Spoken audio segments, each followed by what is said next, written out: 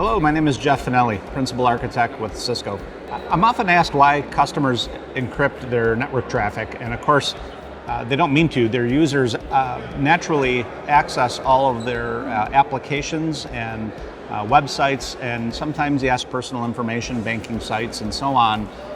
And this communication is just encrypted natively. So with little to no effort from a customer, most of the traffic on our customers' networks is encrypted, which can prove challenging for a customer to detect and prevent threats in that environment, as you need to be able to see traffic on the network to understand if there's something bad, malware, ransomware, that type of thing. So it becomes a balance of balancing users' privacy with the concerns of the business to ensure that there's not malicious activity on the network. And really that's the challenge of network security infrastructure like firewalls, to protect against threats and encrypted traffic while respecting the privacy of their users who may be accessing a healthcare website or banking site in the middle of the day. So yeah, it's quite a challenge. There can be privacy concerns when you need to decrypt traffic to look for threats. As mentioned, users will potentially access private information while they're at work. They may need to make a doctor appointment or check their bank account balance. The business has to make sure that there is not malicious activity on the network, there's not ransomware, things of that nature. So you have to balance this, and you have to have tools that are elegant enough and easy enough to use to allow the business to decrypt just the traffic that isn't private for the end user, like their banking and healthcare, but effectively decrypt most other things that there could be something bad hiding in there. So that's the biggest challenge with this balance.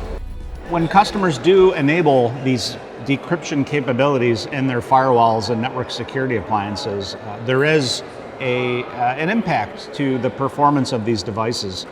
And this too needs to be balanced because we all have a finite amount of resources to use to buy firewalls, and of course more decryption, more performance means more expense. So by being able to more precisely determine which traffic needs to be decrypted and which traffic doesn't, hopefully excluding all of that personal information, and also which traffic may actually, if you decrypt it, break an application. Many applications don't perform correctly if they're decrypted. So this precision in our capability of the Cisco Secure Firewall allows us to maintain a very high performance of decryption while not impacting the overall performance of the platform. So it is very important.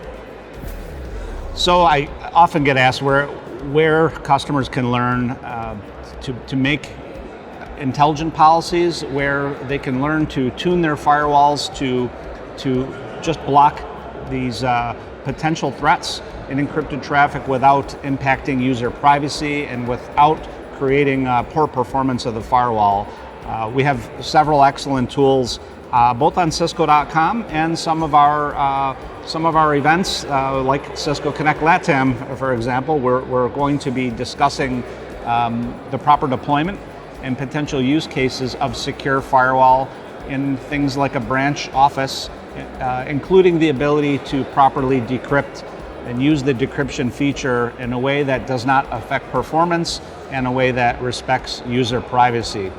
So really hope that you enjoy the event and you attend some of these sessions. I'll be delivering a secure firewall session covering this topic myself. But otherwise, we have great information on Cisco.com and even other public sites where we have great resources available for you to access. Well, I really hope you enjoyed this short talk. We have many more podcasts on the Cisco Connect LATAM website in the on-demand session library, and we really hope that you are able to watch as many of those as you can. And if you're on site, I hope to run into you at some of the great breakout sessions or in the solutions area. Thank you.